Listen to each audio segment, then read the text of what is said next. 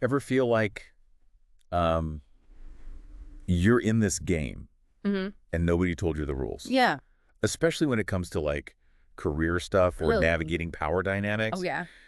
We're diving into some fascinating stuff today from Robert Greene. Okay. And he's the guy who wrote the 48 Laws of Power. Right, right. Which he did this really great interview with Jordan Harbinger. Okay. And it's packed with all this stuff Yeah.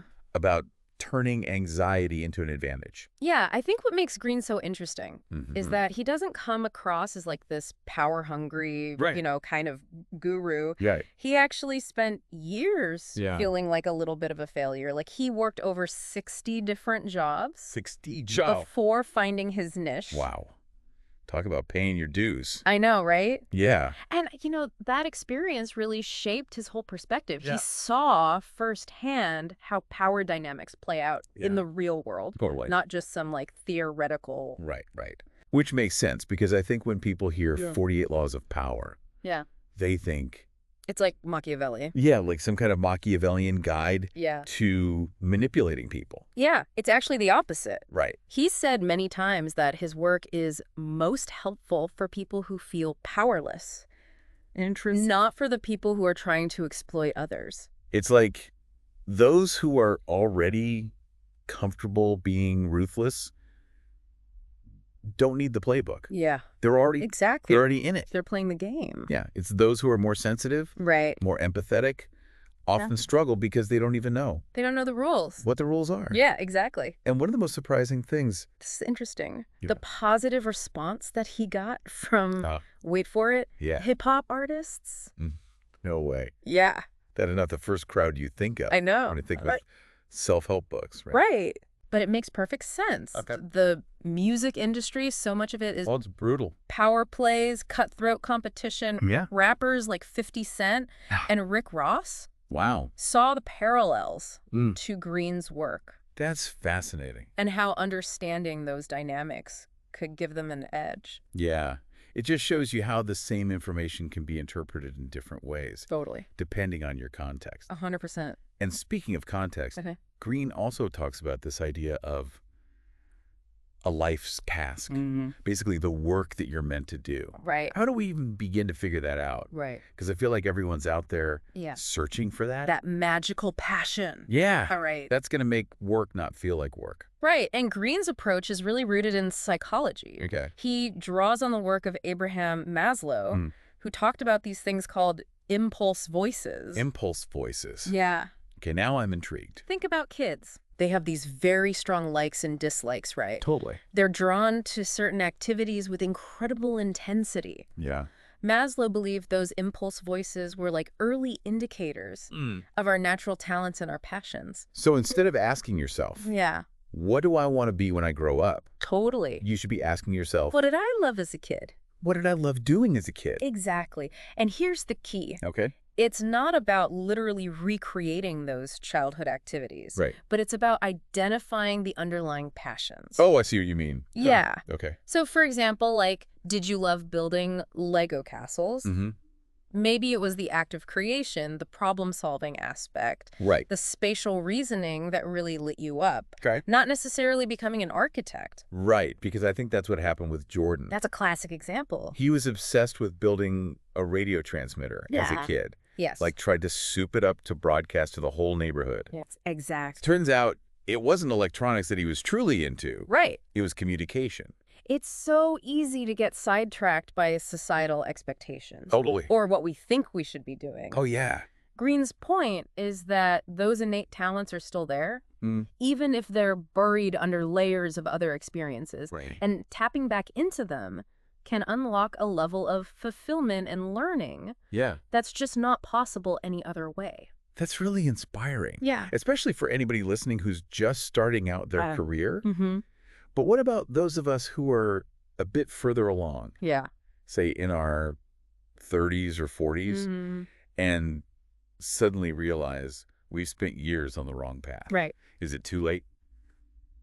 Greene would say it's never too late, Okay. but he suggests maybe thinking about it a little differently depending on where you are in life. Okay. Someone younger might have more flexibility Right. to just like make a radical shift. Yeah. But someone who's further along might focus on making smaller transitions. Oh. using the skills they have Right. in a way that feels more aligned Gotcha. with their life's tasks. So it's not necessarily about throwing everything away and starting over. Right. But it's about maybe like finding ways to bring those passions Yeah. into your current work, or maybe exploring new opportunities Interesting. that build on your existing skills. He gives this example of a woman who went to law school, Okay. and she realized she hated it, but she was able to pivot into like Okay. legal journalism. Interesting. So she combined her legal background with her love of writing. That's such a good example. Right. Because it's like we all have those jobs Yeah, that we're like, ugh, this is soul crushing. totally. But even those experiences Right. probably helped clarify what we don't want, Yes. which I feel like is just as helpful Dual. in figuring out what we do want. Absolutely. Okay. And that's where Greene's idea of radical realism comes in. Okay. Radical realism. Yeah. That sounds kind of intense. It does sound intense, doesn't it? Yeah. Is this like It's not a bad... walking around being a cynic? Like, and pointing out the flaws and everything? Not at all. Okay. It's not about being negative. Okay. It's about being clear-sighted. Mm-hmm. It's about seeing the world Yeah. and ourselves Yeah. as we truly are, Absolutely. without the rose-colored glasses. So more like a reality check than being a downer. Exactly. Okay. How do we actually put this radical realism into practice? Well, Greene breaks it down into 3 levels. Okay. The first one is self-awareness, Mhm. which we've already kind of touched on. Right. Knowing our strengths, our weaknesses, what motivates us. And not just what you think should motivate you. Right. That Exactly. is a whole other... That's a whole other Okay, strain. right. Yeah. The second level is reading other people. Okay. And this is about learning to see through people's facades Mm-hmm. and understanding their underlying motivations. So that vibe check we were talking about earlier, Exactly. paying attention to how people act, not just what they say. Precisely. Okay. Greene even points out that, like, how someone behaves around you Right. might be totally different from how they behave around other people. Oh, yeah. Right. Totally. So if someone is super charming to your face, Right. but then you see them being dismissive or rude to a waiter, Ooh, yeah. that tells you something. Yeah. It's like that saying, you can tell a lot about a person by how they treat Yes, those they perceive as less powerful. exactly. Yeah. It's about gathering intel, being observant. Right. Don't just rely on how people present themselves to you. Mm-hmm. Pay attention to their patterns of behavior. Okay. How do they react to stress or criticism? Makes you think of all those stories about like Steve Jobs. Yes. Brilliant, visionary, Right. but notoriously difficult to work with. Exactly. That's a perfect example of where that third level comes in. Okay. Decoding the zeitgeist. Okay. Zeitgeist. Yeah. So those of us who haven't taken a philosophy class recently, Right. what does that even mean? It basically means the spirit of the times. Okay. It's about understanding the larger trends that Yeah. are shaping the world around us. Okay. And more importantly, how those trends might impact our own lives Gotcha. and our decisions. So, for example, riding the wave of some hot new industry Right. might seem like a sure bet, Yeah. but if you're not paying attention to the bigger picture, Right. you might miss the warning signs that that bubble is about to burst. Exactly. Yeah. Greene has some really fascinating insights on this Okay. because he's a historian at heart. Right. He talks about how even the smartest people can get caught up Oh, yeah. in these bubbles. Totally. Whether it's the South Sea bubble back in the 1700s, the dot-com bubble of the 90s, Right. or even just like the more recent craze around crypto. It's like that fear of missing out, that herd mentality. It makes people just throw logic out the window. It really does. He tells this crazy story about Isaac Newton. Yeah. Like Isaac Newton Isaac Newton. losing a fortune I know. in the South Sea bubble It's crazy. because he got so swept up Yeah. in the frenzy. It's a cautionary tale It is. that's still relevant like centuries later. When you hear those phrases like this time it's different or Right. the old rules don't apply, Yes. that should be like a major red flag. Major red flag. It's like the siren song Yes. for bad decisions. 100%. So how do we avoid falling into that trap? Right. How do we balance being appropriately cautious Yeah. without becoming completely closed off to new ideas or Yeah. opportunities? Greene uses this great metaphor Okay. of a horse and rider. Okay. The horse represents our emotional selves. Okay. Powerful, but easily spooked. Right. The rider is our rational mind, Oh, trying to guide the horse in the right direction. So it's not about reining in those emotions completely, Right. But it's about finding that balance. Exactly. You don't want the horse to run wild. Right. But you also don't want to like hold the reins so tight Right. that you stifle its energy. Exactly. You've got to find that sweet spot where Right. you're allowing yourself to be guided by your intuition, your curiosity, Right. but you're also maintaining enough objectivity Right. to recognize when those emotions might be leading you astray. Okay, that makes sense. Which brings us back to this whole idea of self-sabotage. Which, let's be honest, Yeah. we've all experienced Of course. Who hasn't? at some point or another. Right. Yeah. So how does this tie into everything we've been talking about? Yeah. With radical realism, finding our life's task. Right. It feels like self-sabotage is Yeah. so often driven by fear. Mm-hmm. Like we're so afraid of failing or being judged Right. that we kind of unconsciously create the very outcome Totally. that we're trying to avoid. Yeah. Greene talks about how our own anxieties and insecurities can become these self-fulfilling prophecies. Right. And it often comes down to something he calls vibes. Vibes. He actually uses that word. He does, yeah. I love it. It perfectly captures this idea that it's our unspoken energy, those subtle cues we give off Right. that can actually influence Wow. how other people respond to us. It's true. He gives this example of like someone walking into a meeting Yeah. already feeling nervous and insecure. Oh, I've been that person. Right? You could practically feel your heart pounding in your chest. Totally. And you just know. Yeah. Everyone else can sense it too. And here's the thing. Yeah. That nervous energy doesn't just stay with you. Right. It gets picked up by other people, Wow. which can make them feel uncomfortable. Right. And then that creates this negative feedback loop. So you're not just battling your own nerves at that point. Right. You're battling the collective anxiety of the whole room. Exactly. Huh. And of course, the opposite is true as well. Okay. When you approach a situation with calmness and confidence, Right. that also creates a feedback loop. Okay. But this time it's positive, right? Yeah. It makes other people more receptive. It creates a more favorable outcome. So our vibes are contagious, They are. which is kind of empowering when you think about it. It is. Because if we're putting out that anxious energy, Right. it's going to impact the people around us. Totally. But if we can shift that to like a more positive frequency, Yes.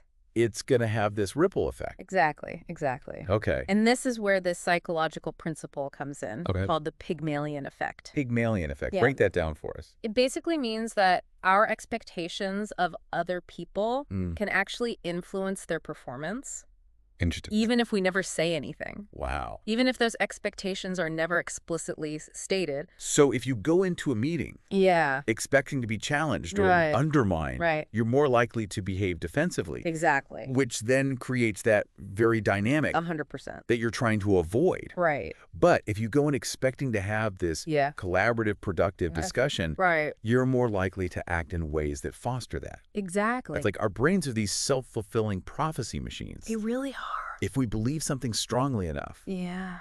we'll unconsciously find ways to make it true. And the key takeaway here Okay. is that we have a choice. Right. We can choose to feed those negative prophecies, Mm-hmm. or we can choose to cultivate a more Wow. positive and empowering Yeah. internal narrative. Easier said than done, right? Right.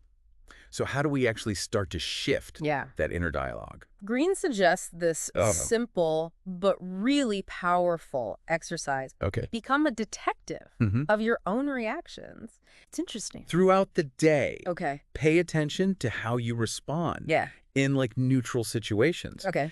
How do you react when someone offers you constructive criticism? Mm-hmm. How do you handle it when you're faced with like an unexpected challenge Okay. or a setback? So it's not about judging ourselves Exactly. for having those reactions in the first place. No, it's just about being more aware Right. of what those default patterns are. Yeah, that's such a good point.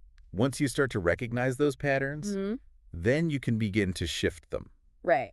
It's a process. It's not a quick fix. Okay. But even small changes in our attitude Mhm. and how we respond to challenges Right. can really create a ripple effect in all areas of our lives. It makes you realize that self-awareness really is Totally. the foundation for everything else. Yeah. If we're not aware of our own baggage, Mm, our subconscious beliefs, our patterns, right. we're just going to keep tripping over them. 100%. And you know that awareness. Yeah. It extends to the wider world as well. Okay. Remember that third level of radical realism? Yeah. Decoding the zeitgeist? Right. It's not just about spotting financial bubbles or whatever. It's about understanding how our own emotions and biases can actually make us vulnerable to manipulation. Which is a perfect segue into Greene's insights on demagoguery. He argues that demagogues thrive on exploiting this human tendency that we have to make decisions based on emotion rather than logic. 100%. They do this by tapping into our deepest fears, anxieties, desires. Think about how often you see political rhetoric that's designed to make you angry. Oh, yeah. Or afraid. Absolutely. It's like they figured out how to short-circuit our rational brains. Totally. And just appeal directly to our lizard brains. It's so true. And because of that conviction bias we talked about, we're hardwired to trust people. Who speak with really strong emotion. Even if what they're saying makes absolutely no sense. That's such a good point. Yeah. It could be completely illogical, even dangerous. But if they say it with enough conviction. They're like, yeah, you're right. Yeah, exactly. So how do we protect ourselves from that?